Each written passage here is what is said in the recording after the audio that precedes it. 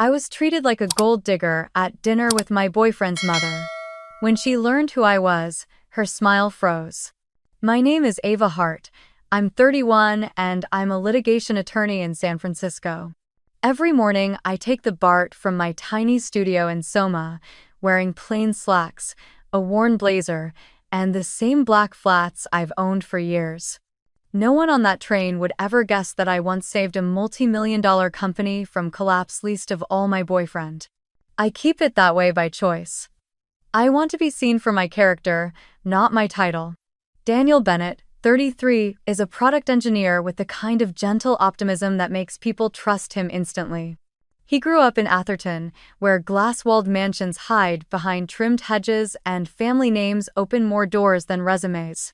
His mother, Victoria Bennett, runs a successful image consulting firm and believes appearances tell you everything worth knowing about a person. To her, I'm the girl her son is helping, not loving a possible gold digger who dresses like a public defender. When she invited me to dinner at their estate, she said it was a chance to get to know each other properly.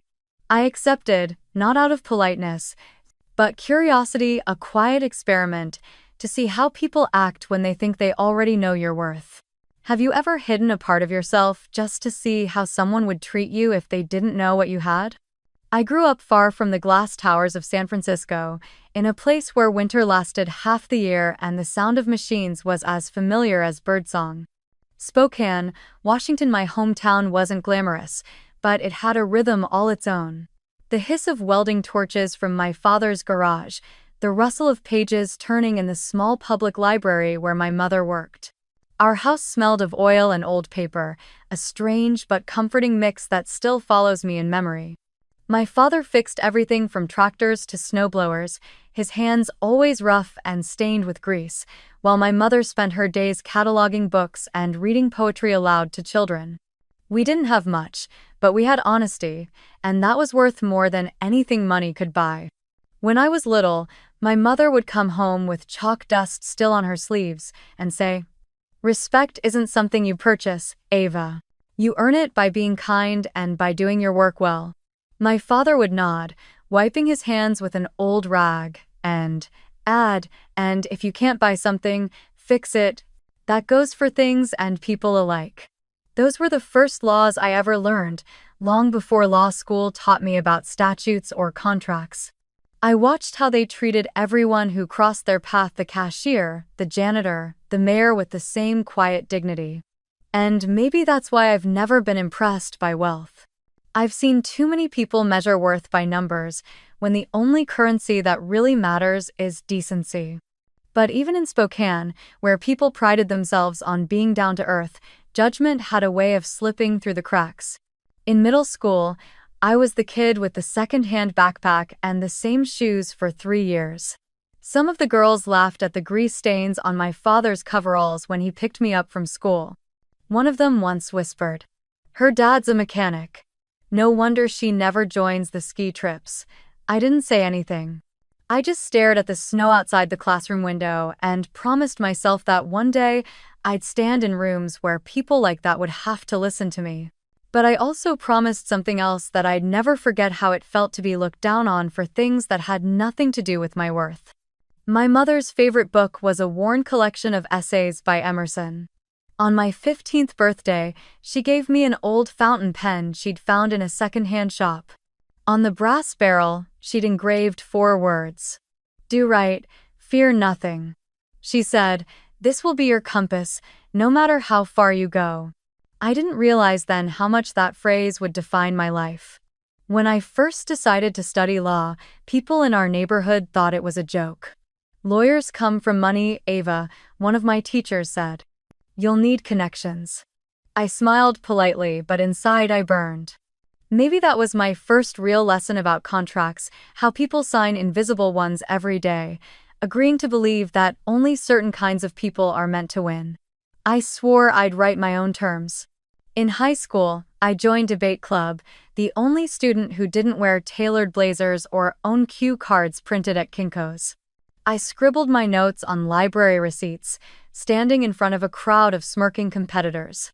My voice shook the first few rounds, But something happened the moment I realized logic could dismantle arrogance. I started winning. Each victory felt like hammering a nail into the idea that appearance equaled competence. I won regionals, then state, and a scholarship to UCLA. When the letter arrived, my father stuck it on the fridge next to his old wrench, grinning so wide it erased years of exhaustion. "See?" he said. "Brains and grit fix anything." UCLA law was both everything I dreamed of and everything I feared. The campus gleamed with ambition students in tailored suits, professors who had clerked for Supreme Court justices, conversations sprinkled with words like mergers, arbitration, and corporate ladder. I arrived with a second-hand laptop, a single black suit from Goodwill, and a head full of determination. My scholarship covered tuition, but not dignity. So I built that from scratch. I spent mornings in the library, nights filing paperwork at the legal clinic, and weekends volunteering at the pro bono center downtown, helping tenants fight unfair evictions. I wasn't the loudest in class or the most connected, but I learned to outwork everyone. When others chased prestige, I chased precision. Every clause mattered, every comma carried consequences. During my second year, I joined a litigation clinic that specialized in commercial and real estate disputes. It was brutal long hours, impossible clients, and professors who believed law was less a subject and more a war zone. One afternoon, a small business owner came to us in tears. A contract loophole was about to let her landlord double her rent overnight. She was going to lose her shop. Everyone else saw a lost cause. I saw an opening. I spent 3 nights combing through the lease until I found a single ambiguous phrase in the termination clause. We filed for an emergency injunction, and the judge granted it. That moment, the woman's stunned gratitude, the judge's measured nod burned itself into me. That's when I knew I wanted to work in litigation. The adrenaline, the clarity, the justice of it was a battlefield I understood. After graduation, I joined a small boutique firm in downtown San Francisco, Hart & Cole. No glossy skyscraper lobby, no mahogany conference tables. Just 5 lawyers, a coffee machine that leaked, and a view of a brick wall. But it was real. The partners were scrappy and sharp, the kind who could outthink bigger firms with half the resources. They gave me cases others wouldn't touch. Emergency injunctions, TRO's temporary restraining orders that could make or break a company overnight. While most associates dreaded those 3 a.m. filings, I thrived on them.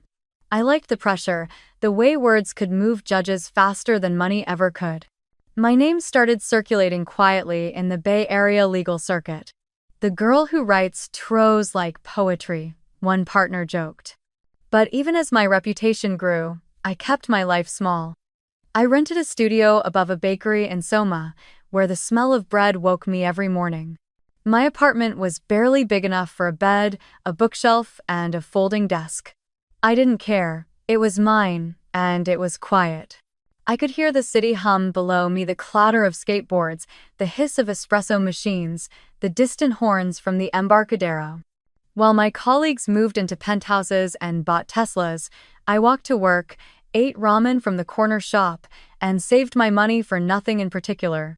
Freedom, I'd learned, was cheaper when you stopped buying things to impress people who didn't notice you anyway. At Hart & Cole, success didn't mean marble floors or long titles. It meant surviving. It meant fighting for clients who were always one court order away from ruin. I learned to navigate judges' tempers, opposing counsel's egos, and my own exhaustion. Some nights, I'd fall asleep at my desk with case files open, the city lights spilling through the window like thin ribbons of gold. And yet, I never felt lonely. I liked being the quiet force behind other people's victories. A few years in, I was promoted to counsel, unusual for someone my age. By then, I had handled enough injunctions and emergency motions to earn the trust of even the most skeptical partners. My first solo case as lead counsel involved a logistics company facing a predatory takeover. We had 48 hours to stop a hostile acquisition. The opposing firm had 30 attorneys. I had a laptop, 2 paralegals, and a gallon of coffee. I didn't sleep for 2 days, but when the judge signed our motion, I felt a stillness inside me that I can't describe, a quiet proof that I belonged in this city of sharks. Of course, success had its price. My social life dwindled to phone calls with my parents and Friday dinners alone at the ramen place downstairs. But I didn't mind. I wasn't lonely, just focused. When you come from a world where everything you own can fit into a single suitcase, ambition feels less like greed and more like survival. My colleagues teased me for living like a student, but to me, simplicity wasn't deprivation. It was power. Power to say no. To choose my cases, my hours, my peace. Sometimes, late at night, I'd look out the window of the firm's tiny office and see the skyscrapers glowing against the fog. And I'd think about that promise I made years ago to never let anyone measure my worth by what I wore. I had kept it. My suits were still plain, my shoes practical, my makeup minimal. Yet I'd become the kind of lawyer who could make billion-dollar corporations pause mid-sentence. That irony always made me smile. When clients thanked me, I'd nod politely but say little. Gratitude was nice, but what I wanted most was to stay invisible, to let the work speak louder than I ever could. Maybe that's why I kept my personal life separate from my professional one. The courtroom was where I spoke with authority. Everywhere else, I preferred silence.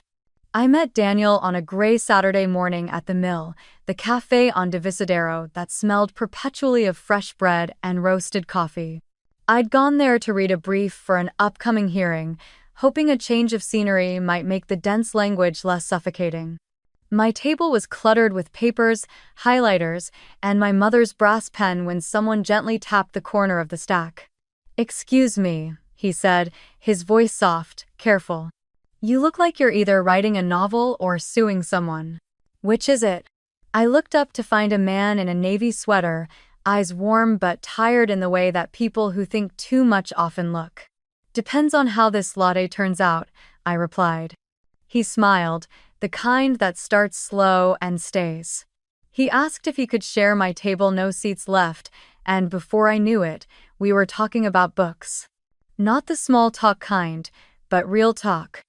Baldwin, Orwell, and whether technology makes us more connected or more alone. He told me he was a product engineer at a startup that built AI tools for accessibility, software that helped people with disabilities navigate digital spaces. His words carried conviction, not ego. I remember thinking, he builds things that make life easier, while I spent my days tearing down contracts that made life harder. Maybe that's why the conversation felt like breathing. We started meeting at the Mill every weekend, sometimes by accident, sometimes by plan. Daniel was the kind of man who noticed the small things. When I skipped lunch, when I reread the same paragraph, when I smiled without realizing it. He never asked about my job beyond, "Rough week?" And somehow, that restraint made me trust him more.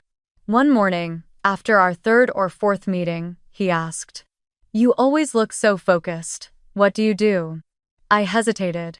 The truth that I was a litigation counsel at a firm known for corporate rescue cases often changed the way people treated me. They heard lawyer and imagined arrogance, confrontation, wealth. I wanted him to see me, not the armor I wore in court. So I said simply, "Commercial law. Mostly business disputes." He nodded, not pressing. "Sounds intense." I smiled. "Sometimes, but I like it." The weeks turned into months. We hiked along the Marin headlands, took ferry rides to Sausalito, and spent lazy evenings cooking pasta in his apartment overlooking the bay. He made space feel safe, unhurried, gentle. But even in his calm, I sensed a shadow. Every time his phone buzzed with a text labeled Mom, his body stiffened. Sometimes he'd joke about it, saying, "She means well, she just has high standards."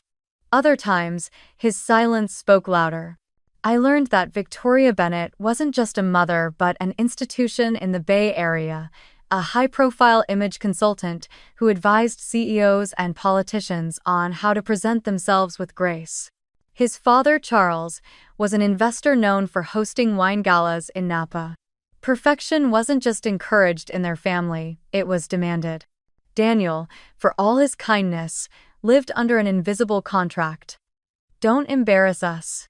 He told me once, on a foggy walk near Ocean Beach, that he dated women who fit the family mold: flawless, well-connected, elegant, but none of it ever felt real. "They all spoke like press releases," he said, kicking at the sand. "My mom adored them, though. I guess she wants someone who photographs well at dinner parties." I laughed, half joking. "Well, that's one thing I'll fail at. I blink in every photo."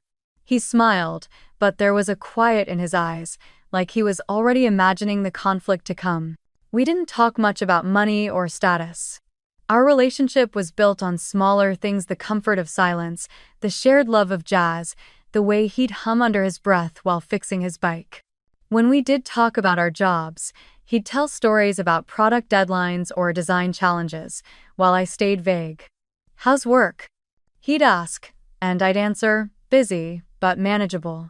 I never mentioned the kind of clients I had or the stakes of their cases. Not out of deceit, but because so much of my work lived behind confidentiality agreements. And, perhaps deeper down, I feared what he'd think if he knew I was often negotiating contracts for people who moved in the same circles as his parents', people who could buy and sell reputations like stocks. Once, over dinner, he told me about a rough patch his parents' family business had gone through years ago. "There was this massive legal mess," he said, stirring his pasta. "Mom thought we'd lose the vineyard. Then, out of nowhere, some attorney saved everything with a last-minute injunction. Dad still calls her the ghost lawyer. He never met her in person, but apparently she worked miracles." I froze for half a second. I knew exactly which case he was talking about. I'd been that lawyer. Back then, the file came to me under a confidentiality clause. I'd worked through the night drafting the injunction that stopped a predatory merger from consuming their winery. I remembered the case number, the dates, even the stress fracture on my wrist from overtyping. But I only smiled faintly and said, "Sounds like she was good at her job." He nodded. "Yeah, lucky break for my parents." That night, lying awake beside him, I thought about irony, the way life folds in on itself when you least expect it. I could have told him the truth right then. But something held me back, a quiet voice saying, "If he loves you for who you are, not what you've done, you'll never have to prove anything." So I stayed silent. Our relationship settled into a rhythm that felt natural. He'd bring me coffee before my early hearings, and I'd proofread his design proposals while he cooked dinner. It was easy, and for a long time, I let myself believe that kindness could insulate us from class, history, and expectation. But deep down, I knew that truth always finds its way out, and when it does, it tests the foundations we think are strongest. Before I ever met Daniel, before I knew what his mother's voice sounded like over the phone, the Bennett name had already crossed my desk, printed neatly at the top of a file marked confidential, urgent. The case had come to me through an old friend from UCLA Law, Ethan Clark, who now worked at a mid-sized firm handling corporate restructuring. It was one of those last-minute referrals that land in your inbox at 11:43 p.m. on a Wednesday. Need help with a TRO by Friday. Family business. Major investors circling. Attached was a summary that read like the beginning of a financial obituary. Bennett Ridge Winery, Napa Valley, CA. I remember leaning back in my chair, reading through the pages while the city slept outside my window. The Bennetts, it seemed, were a legacy family, 3 generations of wine growers, a respected name in the valley. But years of overleveraging and a bad distribution contract had left them exposed.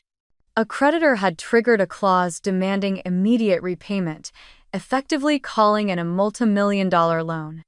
At the same time, a rival distributor had launched what looked like a hostile acquisition disguised as a rescue offer. And, as if that weren't enough, there was a legal dispute over irrigation rights, with the neighboring vineyard cutting off their main water source right before the harvest. It was a perfect storm of corporate sabotage and bad luck. Ethan's message was short: We need someone who can think fast and stay invisible. You in? Normally, I avoided cases tangled with high society drama. They came with too much ego, too little gratitude. But something about this one pulled me in the sheer unfairness of it. Reading between the lines, I saw a family being strangled by paperwork written years earlier by a lazy advisor. One clause in their distribution contract, the kind no one reads until it's too late, gave the distributor the right to terminate at will if the company showed signs of financial instability. That single phrase could ruin them. And I could fix it. The next morning, I agreed, on one condition: my involvement would remain confidential. Ethan understood. "We'll list you as external counsel under your mother's surname," he said. "We'll handle the client communication. You just work your magic." So in every file, every motion, every internal memo, I wasn't Ava Hart. I was A. Cole, named after my mother's maiden name. It wasn't unusual for attorneys to ghostwrite briefs or act as shadow consultants, but I'd never taken a case where the clients had no idea who I was or how close our worlds actually were. For 72 hours, I lived on caffeine and adrenaline. The vineyard's creditors had scheduled a foreclosure motion for Monday. If we couldn't get a temporary restraining order by then, the bank would seize their assets, the distributor would terminate, and the harvest would rot on the vines. I combed through hundreds of pages of contracts, financial statements, and water rights filings. Somewhere in that mountain of text had to be the loophole I needed. I found it at dawn on Saturday, a single oversight in the distributor's own clause. The contract's termination notice required proof of material instability, yet their notice letter contained only projections, not actual evidence. It was a technicality, but a powerful one. If we could argue that their letter violated due process under the contract, we could freeze the termination until after harvest. I wrote the motion myself, 12 pages of legal reasoning held together by coffee stains and desperation. At 6:12 a.m., I hit send. Ethan called me 2 hours later, voice hoarse from lack of sleep. "If this works, they're going to owe you their vineyard." We filed the TRO in Napa County's Superior Court that afternoon. The hearing was brief, the judge stern but fair. When he signed the order, I felt the rush I always did when words became salvation. The Bennett Ridge Winery could continue operating temporarily. But that wasn't enough. A TRO was a band-aid. What they needed was leverage. So over the next 2 weeks, I negotiated directly with the distributor's counsel, seasoned sharks who tried every intimidation tactic in the book. They mocked the small firm letterhead, assumed I was junior, called me Miss Cole with condescending emphasis. I let them. I'd learned long ago that being underestimated was an advantage. When they sent over a revised proposal still packed with predatory terms, I redlined it until the page bled. By the end, we'd stripped the exclusivity clause, extended the payment window, and secured a settlement that not only kept the winery afloat but freed them from the stranglehold of that contract entirely. When the deal was signed, Ethan forwarded me the message from the clients. "Please thank your colleague, whoever she is, she saved us." I read it twice, then closed the email. I didn't need thanks. I'd done my job, and by Monday, I'd already moved on to another emergency case, a property injunction in Oakland. But that name Bennett Ridge stayed with me. Maybe because it had felt personal somehow. A family on the brink, clawing their way back through someone else's fine print. I understood that story too well. Months later, when Daniel and I started dating, he mentioned his parents owned a vineyard in Napa. My stomach tightened, but I kept my face neutral. "What's it called?" I asked casually. "Bennett Ridge," he said. "You've probably never heard of it. It's small but kind of old family tradition." I nodded, hiding the flicker of recognition that shot through me. "Sounds lovely," I said. That night, I dug through my case archive, scrolling until I found it. Bennett Ridge Winery versus Northern Valley Distributors. The digital file glowed faintly on my screen, the judge's stamp still visible on the PDF. I stared at it for a long time. I remembered every paragraph, every sleepless night, every cup of cold coffee, and then I laughed quietly at the absurdity of it all. The man I was falling for, the man who made me feel more at peace than I had in years, was the son of the people I'd anonymously saved. I closed the file and promised myself I'd never tell him. It wasn't about secrecy or pride, it was about boundaries. That case had been part of my professional world, and Daniel belonged to the personal one. Mixing the two never ended well. Besides, the NDA I'd signed forbade disclosure of client details, and technically, even naming the case outside professional circles could be a violation. Still, sometimes when he talked about his parents' business, I'd hear echoes of the past: the ghost lawyer who had rescued them, the gratitude they'd expressed to Ethan's firm. Daniel would joke that his mom probably still thought it was divine intervention. Maybe it was, I'd say lightly, sipping my coffee to hide my smile. And yet, a strange unease followed me. Because deep down, I knew secrets have gravity. They pull at the truth until it surfaces. One day, somehow, the lines between the lawyer who saved them and the woman they dismissed as ordinary would blur.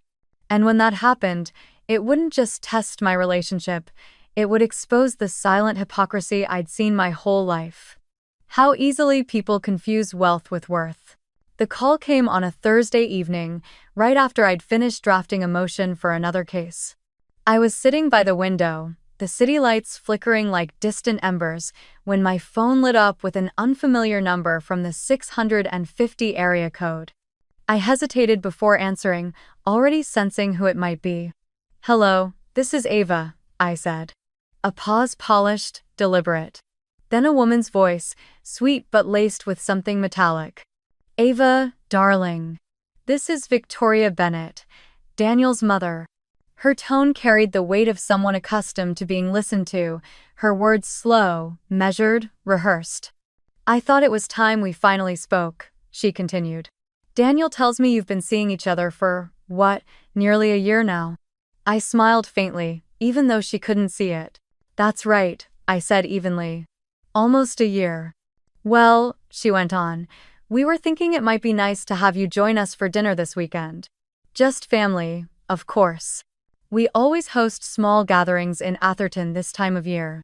It's informal, but we do like to look presentable." There was a pause, a deliberate one, before she asked, with syrupy curiosity, "Tell me, dear, what is it that you do again?" Daniel said something about law, but I wasn't sure of the specifics. "I'm a commercial litigation attorney," I replied simply. "Oh, litigation," she said brightly, as though the word itself were a foreign spice she wasn't sure she liked. "That must be stressful. I imagine the pay isn't terribly stable either, depending on the firm, of course. Are you with one of the larger ones?" I could hear the faint hum of crystal glasses clinking in the background, laughter from what must have been another dinner, her world of marble tables and curated charm. "No," I said. "I work for a boutique firm. We focus on emergency injunctions and contract disputes." "I see," she said, her voice tightening slightly. "So, a smaller practice. That's admirable. I always say, it's not about money but about passion, don't you think?" The irony in her voice was almost poetic. Before I could respond, she added, "Well, bring your appetite on Saturday. We'll start at 7. Do you have the address?" "Yes, I think Daniel mentioned it once." "Lovely," she said. "Oh, and one last thing, our dinners tend to be quite elegant. No need to overdress, of course. Just something appropriate." Ender flash. I hung up and sat there for a long moment, staring at my reflection in the dark window. Appropriate. It was such a simple word, but it carried 1,000 unspoken judgments. I texted Daniel, "Your mom called. Dinner at 7. He responded almost instantly. "She did? Wow. That's progress, I guess." "She's trying, I promise." I typed back. "It's fine. I'm curious to meet her properly." But what I didn't type was what I really felt. This wasn't curiosity. It was an experiment. A quiet test in human behavior. The next 2 days passed in slow motion. At the office, I reviewed case files, but my mind drifted constantly to the upcoming dinner. I wasn't nervous. Not exactly, just alert. It felt like preparing for a trial, except this time the verdict wouldn't be written in legal terms, it would be whispered through polite smiles and lingering glances. Saturday evening arrived with its usual San Francisco chill. I stood in front of my closet, scanning rows of tailored suits, pressed blouses, and the one sleek black dress I wore to court dinners. Then, deliberately, I pushed them aside. If Victoria Bennett expected a performance, she would get one, but not the one she wanted. I chose a simple linen dress, soft beige with a faint wrinkle at the hem. Comfortable, unpretentious. On my feet, a pair of worn ballet flats I'd owned since law school. I pulled my hair into a loose bun, applied the lightest touch of mascara, and slipped on my mother's old watch, the brass one with a tiny scratch near the face. On my kitchen counter sat a small brown paper bag from the bakery downstairs. Inside were 6 croissants, still warm, their edges golden and imperfect. I tied the bag with a plain string and tucked a handwritten note under the fold. "Thank you for inviting me. No ribbon, no brand. Just truth." As I slung my satchel over my shoulder, my phone buzzed a court notification. I glanced at the screen and froze. Order granted. Preliminary injunction 24395B. My heart gave a small, strange twist. I didn't need to open the app to know what it was. That was the case number for Bennett Ridge Winery, the same one I'd handled months earlier under my mother's surname. The system didn't show client names, only numbers. But the coincidence, the timing was uncanny. I stared at it for a long second before locking the screen and whispering under my breath, "Not tonight." The drive to Atherton felt like crossing worlds. The city's grit faded into clean streets lined with oaks and white picket fences. Houses here didn't sit on lots, they sat on estates. By the time I reached the Bennett's property, the sun had set and soft amber lights glowed along the driveway. Their home stood at the end, a sprawling colonial revival with ivy creeping up its pillars. It looked more like a magazine spread than a house, polished, symmetrical, and entirely without warmth.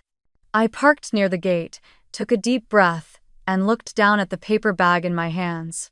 My reflection in the car window was calm, unreadable. I'd been in hundreds of boardrooms, faced judges who questioned every word I said, but this was a different kind of trial. One where evidence didn't matter, only perception. As I walked toward the door, I rehearsed nothing. I didn't need to. The rules were simple: observe, stay polite, let them reveal themselves. The house smelled faintly of pine and money. From inside, I could hear laughter, the orchestrated kind, smooth and hollow. I pressed the doorbell, and somewhere deep inside, a chime echoed like the start of cross-examination. When Victoria opened the door, she looked exactly as I'd imagined. Elegant, ageless, her smile precise as a scalpel. "Ava," she said, extending her hand. "So lovely to finally meet you." Her eyes flicked over my dress, my shoes, and then the brown paper bag. The smile didn't falter, but something shifted behind it. "Oh," she said lightly, "you brought something." "Just croissants," I said. "From a bakery near my place. I thought you might like them for breakfast tomorrow." "How thoughtful," she replied, the word landing like glass. As she led me inside, my phone buzzed once more in my purse. I glanced down just long enough to see the screen flash again. "Order granted, preliminary injunction, Bennett Ridge Winery." I silenced it quickly, slipping the phone away before she could notice. But it didn't matter. The universe, it seemed, had a sense of humor. And as I stepped into the glittering dining room, greeted by polite smiles and polite laughter, I thought of the paper bag in my hands, the modest dress, the watch that once belonged to a librarian in Spokane. I didn't bring them as armor, I brought them as truth. And tonight, truth would be my quiet rebellion. The Bennett estate looked like it had been built to impress God himself. A white colonial mansion stood at the end of a sweeping circular drive, its windows glowing with soft, deliberate light. A grand fountain in the center murmured quietly, as if aware that even its sound had to behave. The air smelled of jasmine and money, clean, cultivated, and faintly sweet. As I stepped through the wrought iron gates, I caught sight of my reflection in one of the polished glass doors, the linen dress, the brown paper bag, the calm face that betrayed nothing. I smiled faintly.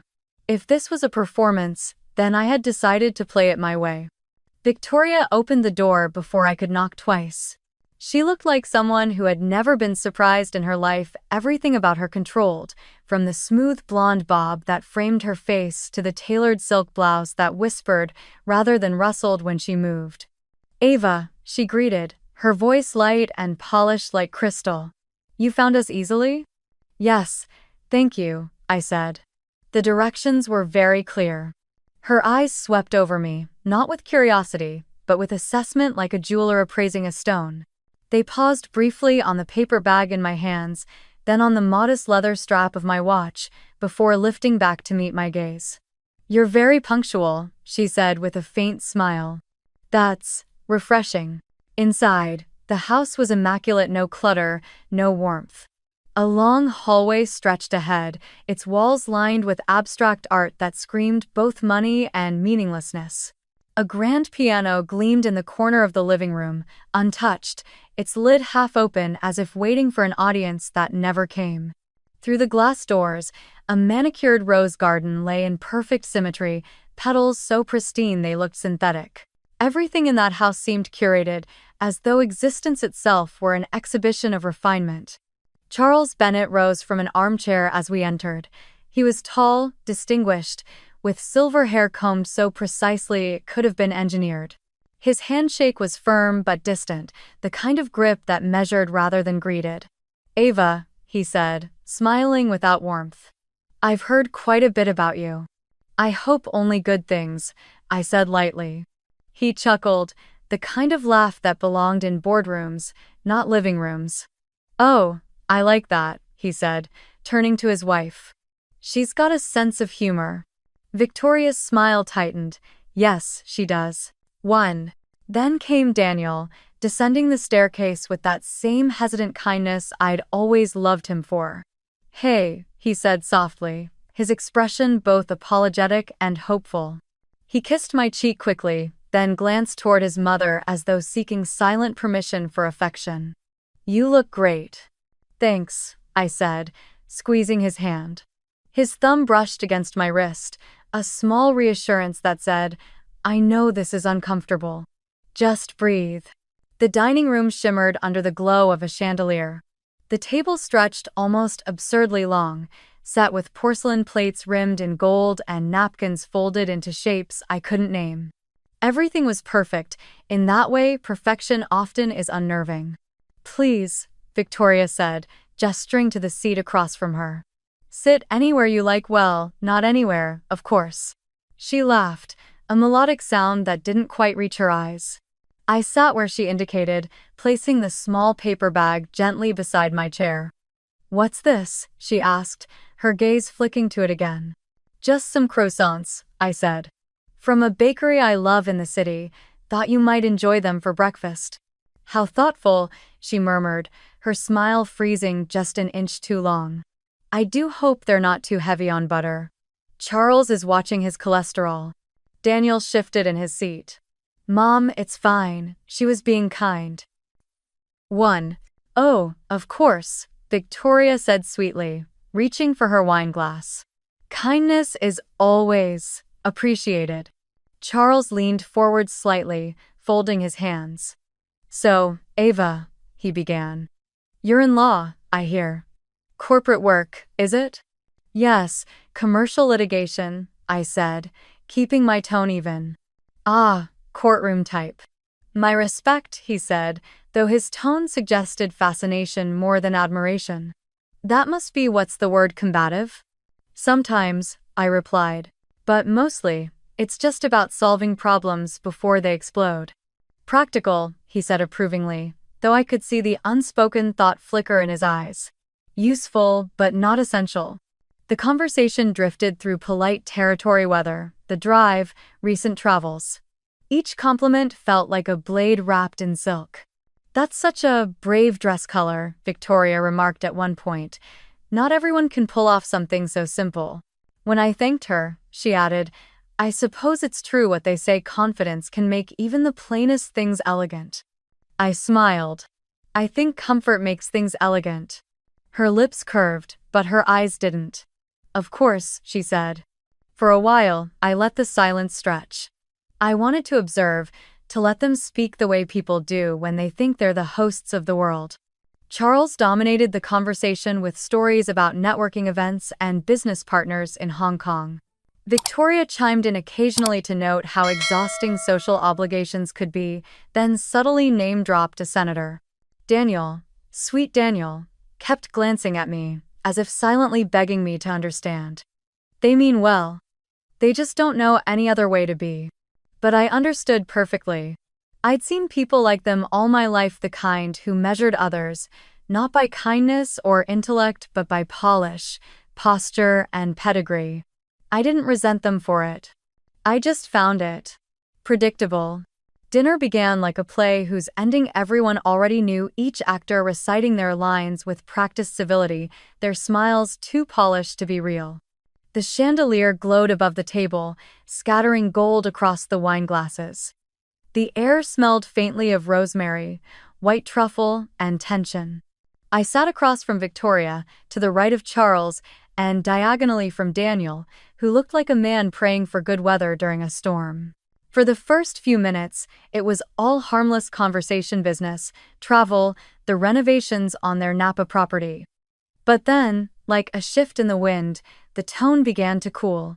"So, Ava," Victoria began, slicing her salmon with surgical precision.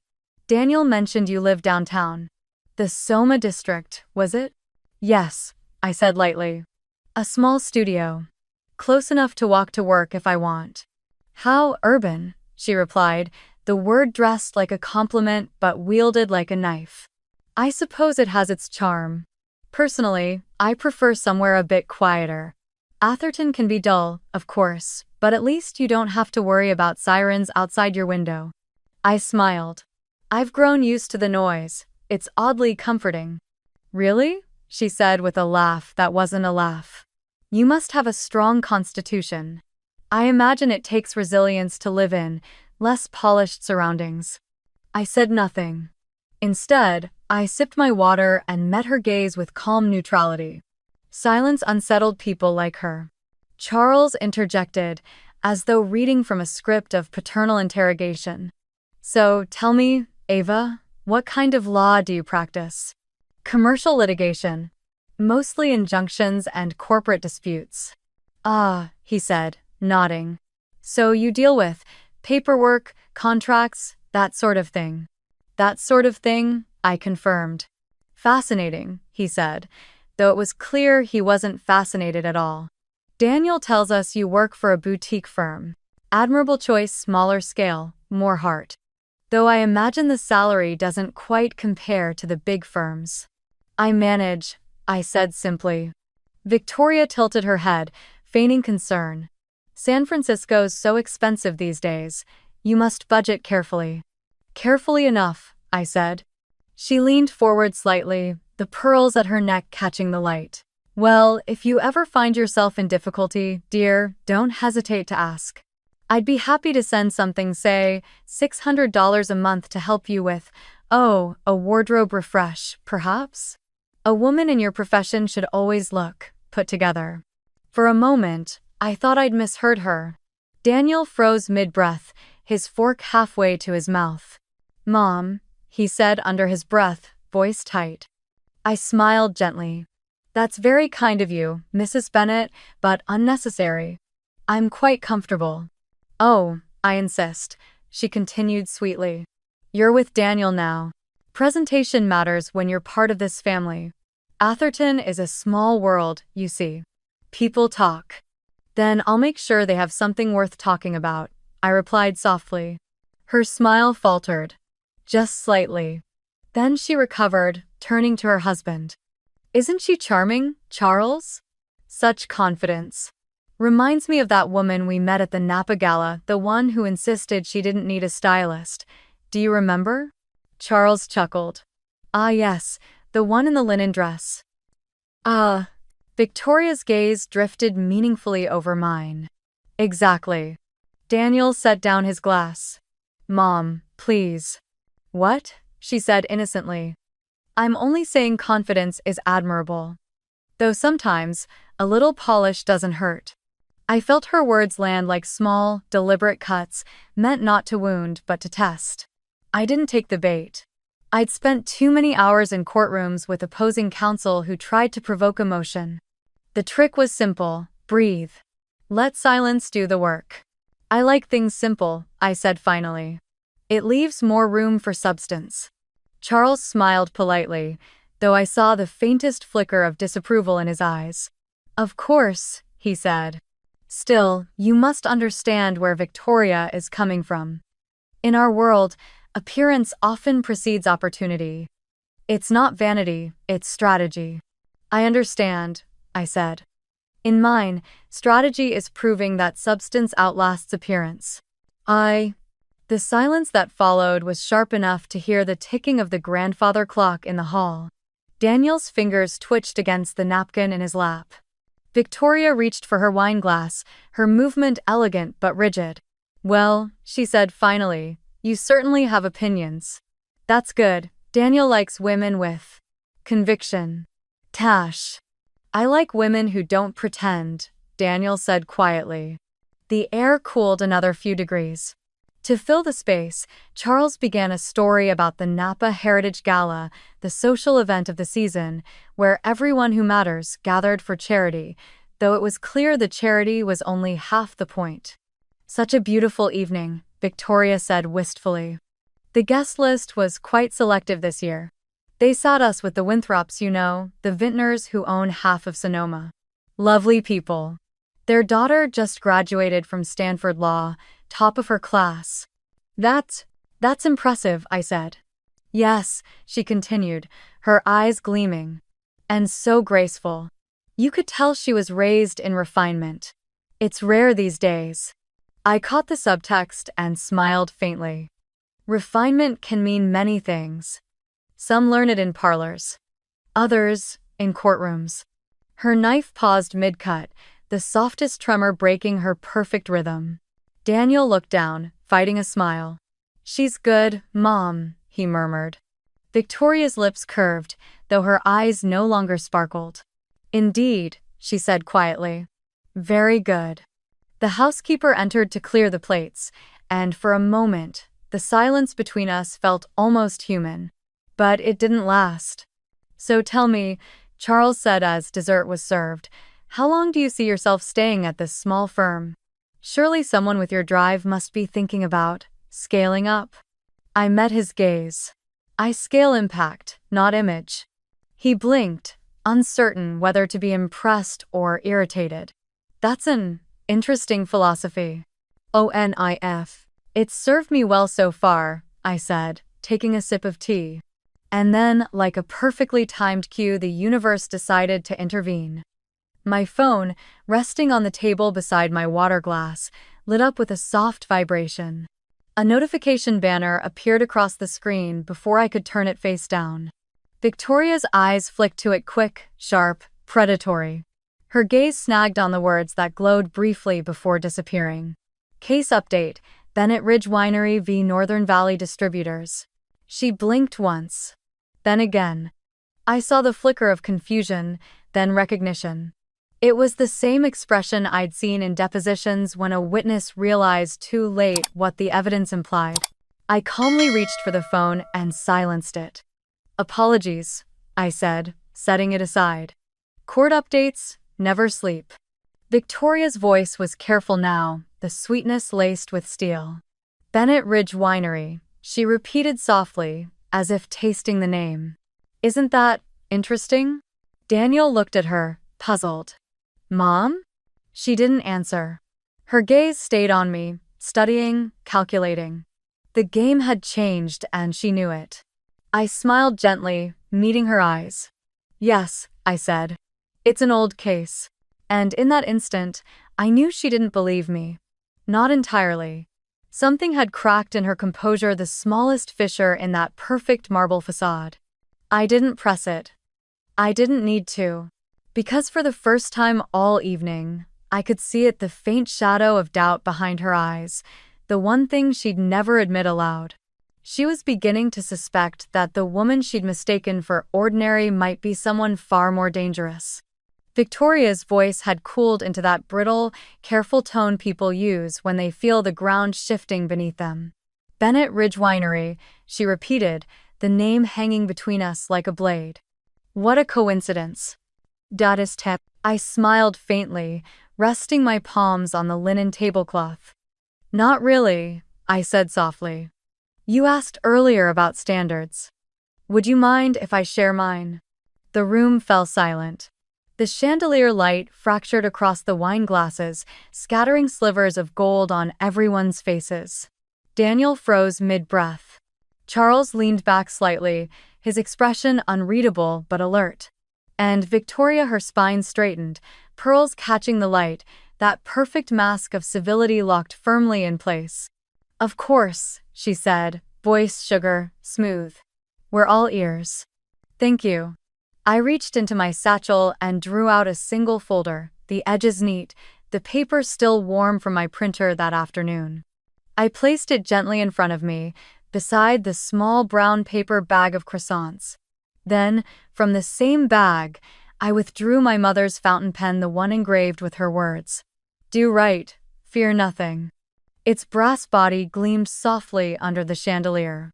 I believe, I began calmly, that standards aren't about money, reputation, or what part of the city you live in. They're about what you do when people need you. When doing the right thing doesn't benefit you. When no one's watching. I uncapped the pen with a soft click. 3 months ago, Bennett Ridge Winery was days away from bankruptcy. Your distributor had invoked a predatory exclusivity clause that violated the principles of fair dealing.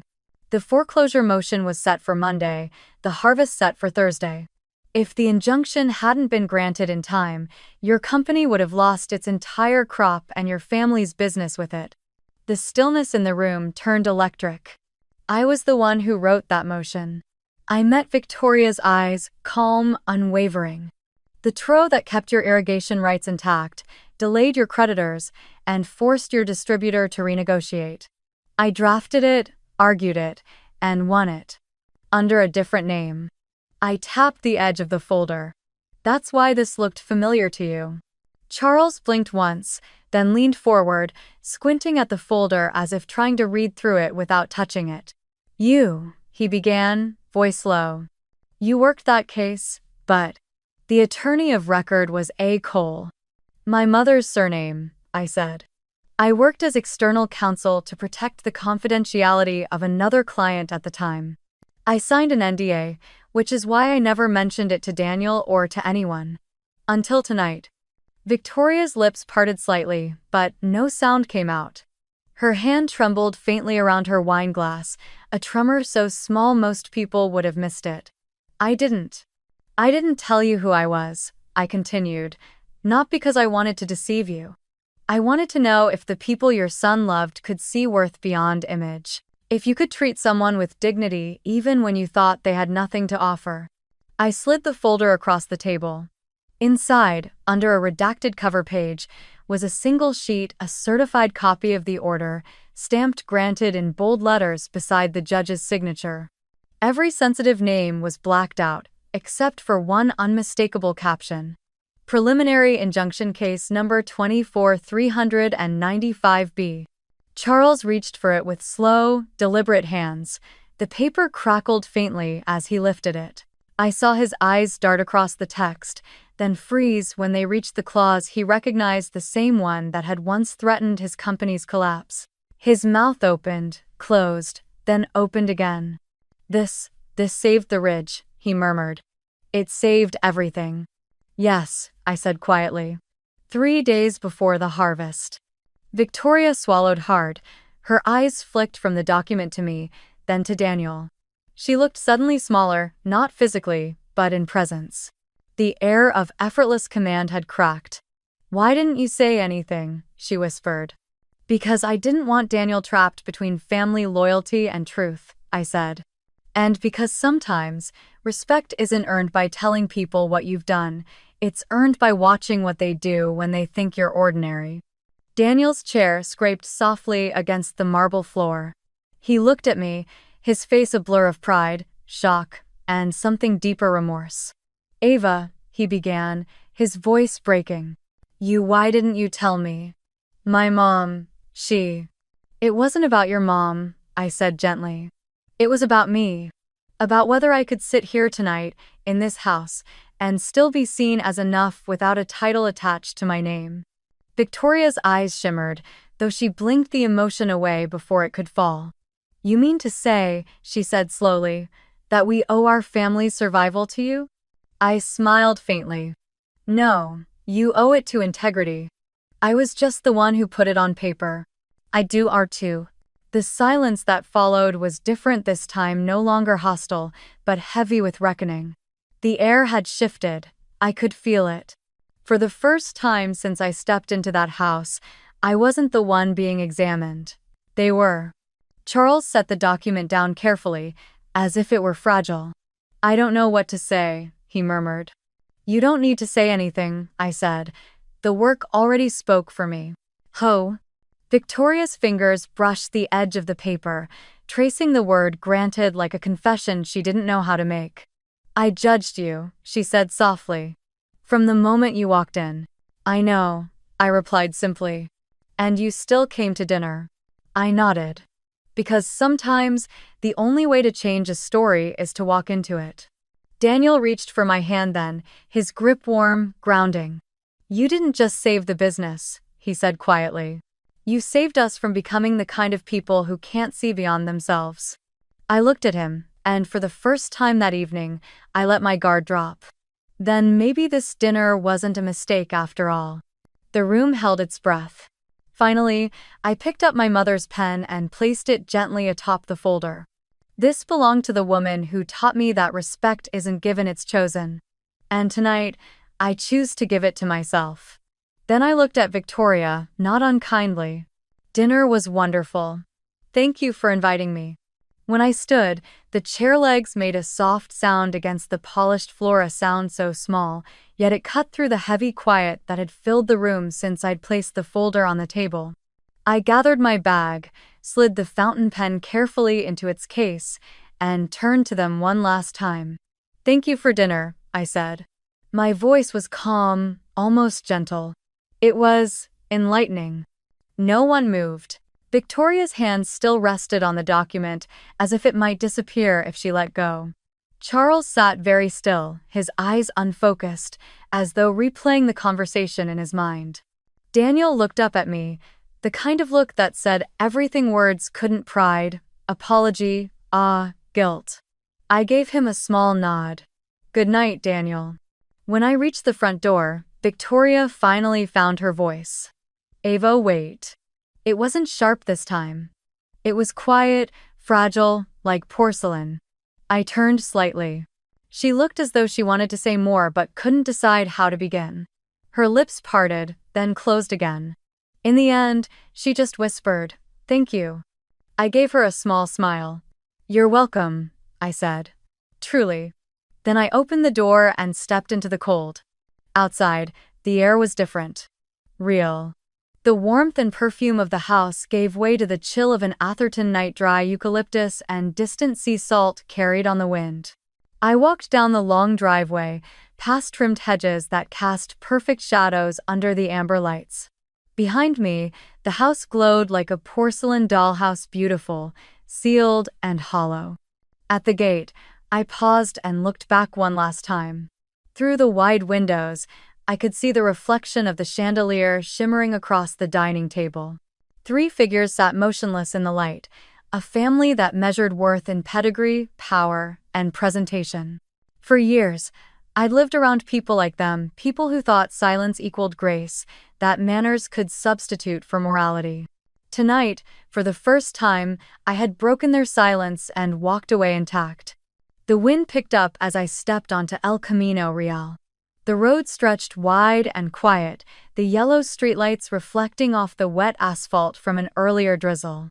I walked without hurrying, my shoes clicking softly, the brown paper bag of croissants still tucked under my arm crumbled slightly now, imperfect, human. As I moved farther from the Bennett's gates, I let my thoughts unfurl. Silence can be a prison, I thought. It's easy to confuse it with peace, especially for women like me, trained to stay composed, to be agreeable, to not make the room uncomfortable. But silence doesn't protect you. It just builds walls that keep you from hearing your own voice. I thought of all the times I'd let people talk over me in meetings, assuming I'd wait my turn. All the times I'd bitten my tongue in court, at dinner tables, in relationships. I had mistaken silence for dignity. Tonight, I understood the difference. Dignity isn't about staying quiet when you're disrespected. It's about knowing when to speak and trusting that your truth doesn't need anyone's permission. The street was nearly empty now, save for the rhythmic sweep of headlights gliding past every few minutes. Somewhere in the distance, I heard the faint hum of the Caltrain heading towards San Francisco. I stopped for a moment, the night pressing cool against my skin, and tilted my head up toward the dark sky. The moon was half hidden behind eucalyptus branches, its light trembling between the leaves. I thought of Spokane, of my mother grating papers at the kitchen table, her ink-stained fingers wrapped around a chipped mug. "Respect isn't something you buy, Ava," she'd said once. "It's something you carry inside you, and if you guard it well, no one can take it away." I smiled faintly at the memory. That lesson had followed me from that small wooden house to every courtroom, every client meeting, every quiet moment of doubt. It was the same truth I'd seen written across the faces of the people I defended, the workers, the small business owners, the ones who built things others took for granted. They didn't wear wealth, but they carried worth. A gust of wind swept through the trees, rustling the tall eucalyptus leaves. The sound reminded me of the courthouse steps at dawn, cold, crisp, full of possibility. I drew my coat tighter and kept walking. When I reached the corner, I passed a cafe that was closing for the night. Inside, a barista wiped down the counter while soft jazz played from an old speaker. I caught a glimpse of my reflection in the glass, hair slightly undone, eyes tired but steady. For the first time in a long time, I liked what I saw. Not because I had proven something, but because I no longer needed to. Freedom, I realized, isn't loud. It doesn't come with applause or validation. It comes quietly, in moments like this, when you stop twisting yourself to fit someone else's mold, when you stop needing the approval of people who never intended to understand you. A car passed, splashing through a shallow puddle, its taillights glowing red against the night. I watched it fade into the distance. In the silence that followed, I felt something unclench inside me, like an invisible chain had finally been undone. "I don't need them to see me," I whispered to the empty street. "I see myself." The words hung in the air for a moment, carried away by the wind. At the bus stop near the corner, a small billboard caught my eye, an ad for a law scholarship fund for underrepresented students. I stopped and read the tagline twice, "Build the world you wish existed." I reached into my bag and pulled out my phone. The court update was still on the screen. Case update, Bennett Ridge Winery. Order granted. I smiled to myself, then opened a new note. A few lines, an idea, something that had been forming in the back of my mind all evening. Her Worth Project. Legal literacy workshops for small business owners. Teach them to read what they sign before the world writes over them. I saved the note, locked my phone, and tucked it away. The thought made me feel light, almost giddy. The night no longer felt cold. A gentle breeze swept through the street, carrying the scent of eucalyptus and wet asphalt. As I walked toward the station lights in the distance, I thought of Daniel, not with anger, but with a strange compassion. Maybe he would need time to untangle himself from the world he was raised in. Maybe he would call. Or maybe he wouldn't. Either way, I was free. Behind me, the Bennett mansion stood invisible beyond the trees, still bright and silent. Ahead of me, The city stretched out imperfect, alive, and entirely mine. That night, under the dim yellow glow of El Camino Real, I understood something I'd been chasing for years. Freedom doesn't begin when others accept you. It begins the moment you stop asking them to. The next morning, the city was washed in pale sunlight, the kind that makes everything look gentler than it is. I woke to the quiet hum of the street below, the scent of coffee drifting from the cafe downstairs. For a moment, I almost believed the night before had been a dream, the chandelier light, the papers on the table, the silence after truth landed like a stone in a glass pond. But when my phone buzzed on the nightstand, the name on the screen pulled me back to reality. Daniel. I stared at it for a second before answering. His voice came through low, cracked around the edges. Ava, I didn't sleep, he said quietly. I just needed to tell you I'm sorry. For sitting there, saying nothing, when I should have said everything. I didn't reply right away. The sound of his voice, raw, unguarded, felt both familiar and new. He continued. After you left, there was silence. Mom didn't move for a long time. Then Dad asked what happened, and she just said, she's the one. He didn't understand. He thought she meant something else. But then she looked at me and asked, do you love her that much? I said yes. And she just started to cry. I pressed the phone tighter to my ear. She cried? He let out a shaky breath. Yeah. My mom, the woman who treats feelings like weakness, she cried. She said she spent her whole life teaching me to be admirable, but not necessarily good. Then she asked my dad, when did we start believing kindness needed a pedigree? For a moment, I said nothing.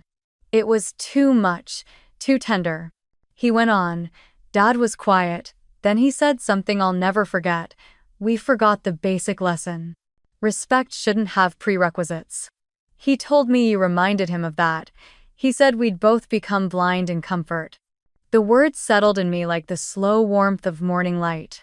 I turned toward the window. The fog was lifting from the bay, sunlight glinting faintly across rooftops. That's a start, I said softly. But Daniel, this isn't about them. It's about you. I know, he said. That's why I need to see you. Please, just talk. After a moment of hesitation, I said, Crissy Field. In an hour. The bay wind was brisk when I got there, that familiar tang of salt and iron, the kind that wakes you from the inside out. The Golden Gate loomed in the distance, half shrouded in fog, like a bridge between two worlds that never quite touched. I stood by the path, my hair whipping around my face, and watched a group of runners go by. When Daniel arrived, he looked like he hadn't slept, eyes red, coat unbuttoned, hands buried deep in his pockets. He slowed when he saw me, as if unsure whether he had the right to come closer. Hey, he said quietly. Hey, I replied. For a while, neither of us spoke. The sound of the waves filled the silence, steady and unbothered. A dog barked somewhere behind us, then the world went still again. Finally, Daniel said, I replayed last night 100 times in my head. Every time, I kept seeing you calm, steady, holding your ground while the rest of us shrank. You weren't just defending yourself. You were showing us what real grace looks like. I turned to him, my voice quiet but firm. Grace isn't silence, Daniel. It's the ability to stay kind without making yourself small. He nodded, eyes on the horizon. You're right, and I've been small my whole life. Trying to fit the mold my parents built, polite, successful, safe. I thought that was love, to make them proud. But last night, I realized I was just scared to disappoint them, scared to lose you, scared to be seen as less. Fear keeps people obedient, I said softly. But love doesn't ask you to shrink. Peace doesn't mean everyone's comfortable, it means you can breathe without apology. He looked at me then, really looked, and there was no defense left in his eyes, just quiet understanding. I see you now, he said. Not the version I imagined. You. The woman who fights battles no one sees and still chooses kindness. The woman who could have humiliated us but didn't. I felt my throat tighten. You didn't need to say that, I whispered. I did, he said. Because last night, you showed me who you are. And this morning, I need to show you who I want to be. The wind swept between us, tugging at the hem of my coat. I turned toward the bridge, its red arcs barely visible through the mist. Do you really think people can change? I asked. He stepped closer, his voice steady now. Not for someone else, but maybe because of them. For a moment, we just stood there, facing the water. A seagull dipped low over the bay, its reflection fractured across the waves. The sun broke through the fog, streaking the bridge in faint gold. Then Daniel reached for my hand, not hesitantly this time, but with quiet certainty. His palm was warm against mine, his fingers trembling just a little. I can't promise I'll be perfect, he said. But I can promise I'll be honest. With you, with them, with myself. I squeezed his hand gently. That's all I've ever wanted. Honesty, not performance. Not, he nodded, his eyes softening. Then no more pretending.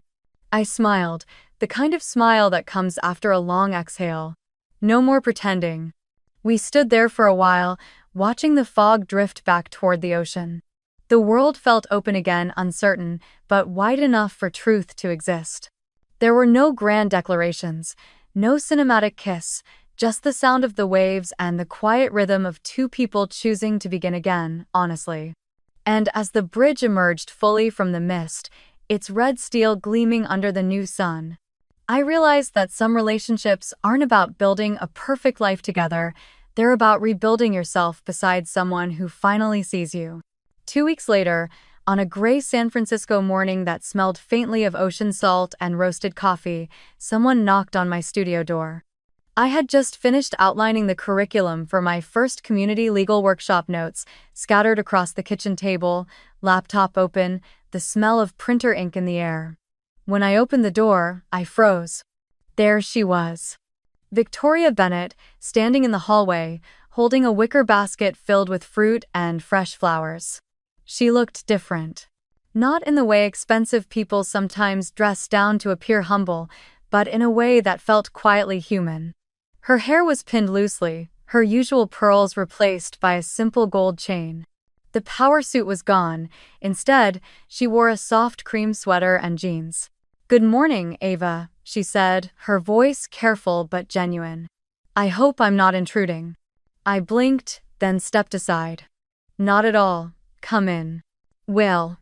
She entered slowly, eyes sweeping across the small space, the stacked law books, the bicycle leaning against the wall, the framed photo of my parents in Spokane. There was no judgment this time, only quiet observation. She set the basket on the counter. I wasn't sure what people bring when they owe someone an apology. Fruit felt safe. "No." I smiled. "Fruit is perfect." For a moment, neither of us spoke. The silence was different now, softer, the kind that waits instead of weighs. Finally, she turned toward me. "I've spent most of my life mistaking politeness for kindness," she said quietly. "And performance for integrity. You reminded me that the two aren't the same." I studied her face, the faint tremor around her mouth, the exhaustion that comes after pretending for too long. "It's not easy to unlearn," I said. "No," she agreed. "But it's harder to live with the consequences of not unlearning." Then she reached into her bag and pulled out an envelope. "I heard about your project," she said. Her worth in law. "The workshops. I think it's extraordinary." "You heard from Daniel?" "Yes," she said. "He told me what you're building, teaching women to understand contracts, to protect their small businesses, to not sign away power disguised as opportunity." She hesitated. "I want to help," quietly. I frowned slightly. "Help how?" She handed me the envelope. Inside was a check, generous but unsigned. "An anonymous donation," she said. "For your first year's operations. No strings, no press, just support." I looked up, surprised. "Why anonymous?" Her lips curved into a small, rueful smile. "Because I've spent my life wanting my name on things. It's time I learned the value of leaving it off." For a long moment, I just stood there, holding the check between us. "You don't owe me this," I said softly. "I know," she replied. "I owe it to myself." When she turned to leave, she paused by the door. "For what it's worth," she said, glancing back, "Daniel is right about you. You didn't just save a company, you reminded us that decency isn't negotiable." After she left, I stood in the quiet, the faint scent of gardenias lingering in the air. It felt like closure, not the kind that ends a story, but the kind that turns it into something new.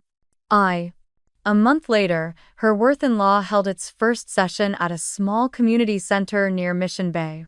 The folding chairs squeaked on the linoleum floor as women filed in hair tied up, notebooks in hand, some nervous, some curious.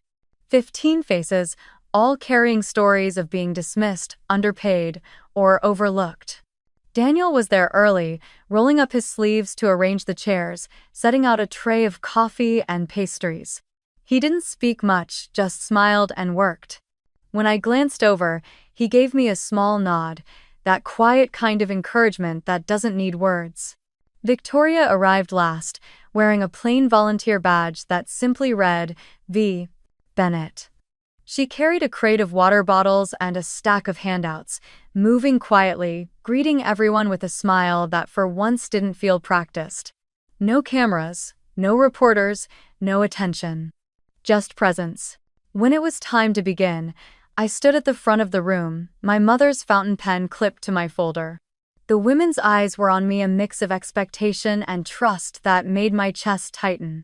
"Before we start," I said, "I want to tell you something I wish someone had told me early in my career. If you let others define your worth, you'll have to change your value every time they change the rules. Don't negotiate your identity to fit a system that wasn't built for you. Learn the language of power, then use it to rewrite the terms." For a moment, the room was silent. Then heads began to nod. Pens moved. And I realized this, not the courtroom, was where the real battles were won. As the workshop went on, laughter broke out, questions filled the air, and something in me felt whole again. I caught sight of Daniel near the back, pouring coffee for a woman who'd come straight from her shift at a bakery. He looked up and smiled, a quiet, unspoken pride between us. A few seats away, Victoria handed out notebooks, her eyes focused, her gestures sincere. No spotlight, no announcement, just work. By the end of the session, the whiteboard was covered in notes. Read every clause. No waiver without consent. Fairness is not a favor. When the last attendee left, a young woman lingered behind. She looked about 25, nervous but determined. "I just wanted to say thank you," she said shyly. "I was about to sign a contract for my salon that would have taken half my profits. Because of this, I didn't. You didn't just save my shop, you saved my faith that people like us can learn to fight back." I felt my throat tighten again. "You saved yourself," I told her. "We just gave you the tools." She smiled and left, the door closing softly behind her. Later, as we cleaned up, Victoria gathered the empty cups and paused beside me.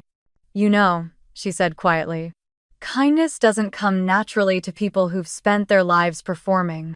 But it can be practiced. You're teaching me that." I smiled. "We're all learning something." When everyone had gone, I stepped outside. The afternoon light shimmered over the bay, the wind cool and sharp. I swung a leg over my bike, the fountain pen tucked safely in my bag. As I pedaled along the waterfront path, I felt light, the kind of lightness that only comes from alignment, from finally living in your own truth. My phone buzzed in the pocket of my jacket. I stopped near the railing, pulled it out, and read the message. Subject: "Thank you." It was from the young salon owner. "You didn't just save my business," she wrote. "You reminded me that my voice matters. You saved my belief in fairness." I looked up at the sky, the bridge glowing faintly gold in the distance. The wind brushed against my face, and I could almost hear my mother's voice in the back of my mind. "Do right, fear nothing." I smiled and started pedaling again, the city sprawling before me, imperfect, alive, full of stories still untold. And to everyone watching this story now, I'd say this. If it touched something in you, tell me what makes you rich in spirit. Because maybe that's where all true wealth begins.